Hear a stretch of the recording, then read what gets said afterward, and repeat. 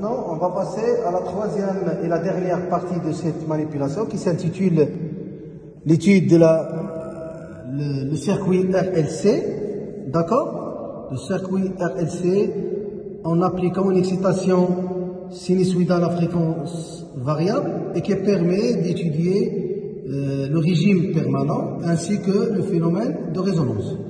Pour cela, on a déjà le montage réalisé. Maintenant, on va prendre les conditions avec lesquelles on va travailler. Tout d'abord, on va fixer la résistance à 200 ohms. On va prendre le calibre, sera multiplié par 100, donc 2. On va mettre 2, ça veut dire que 2 fois 100, c'est 100 ohms. Et on va laisser les autres calibres à 0.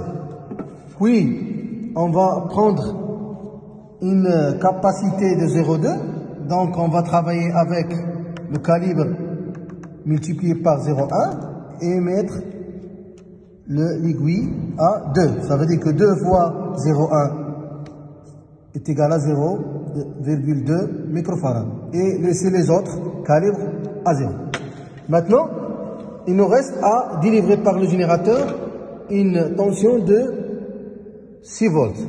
Ça veut dire donc qu'il faut tout d'abord prendre un signal sinusoïdal. Comme j'ai dit qu'on peut changer le signal à travers le bouton wave. Donc voilà, sinusoïdal, triangle ainsi que rectangle. Donc on va choisir le sinusoïdal, d'accord? Et puis on va délivrer par le générateur une tension de 6 volts. Donc 6 volts. Donc, on va passer à la voie 1, la voie qui a été reliée au générateur. Dès qu'on va voir que la sensibilité prise est de 2, ça veut dire que 2 volts correspond à 2,40. Pour avoir 6 volts comme valeur maximale, ça veut dire 12 volts crête à crête, on aura besoin de 6,40. Donc, on essaye d'ajuster l'amplitude de la tension de telle sorte avoir 6,40. Voilà. Donc 6,40 ici. Maintenant, on va passer à la voie 2, qui correspond à la tension au bord de la capacité. Voilà. D'accord? Donc, on essaie de varier la fréquence et prendre à chaque fréquence la valeur maximale de la tension. Donc, tout d'abord, il faut prendre un pas de champ de variation de la fréquence. On peut prendre 50. Donc, en débutant avec une valeur de 100 Hz et on passe à 150, 200, 250, ainsi de suite, jusqu'à une valeur de 2000. D'accord? Après, on va relever pour chaque fréquence une tension, la tension maximale correspondante. Et on va tracer la fréquence, ou bien la tension en fonction, la tension maximale en fonction de la fréquence. Et la courbe qu'on va obtenir ressemble à cette courbe-là.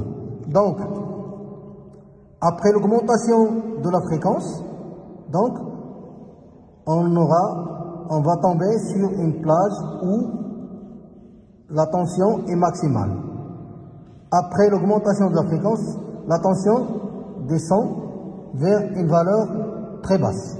D'accord? Donc, la valeur maximale, c'est V0, correspond à une fréquence F0 qui s'appelle la fréquence de résonance.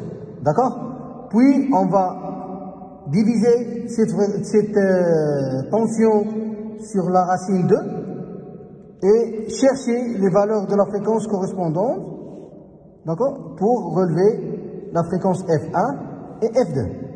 Ces deux fréquences permettent de calculer la bande passante qui est égale à F2 moins F1.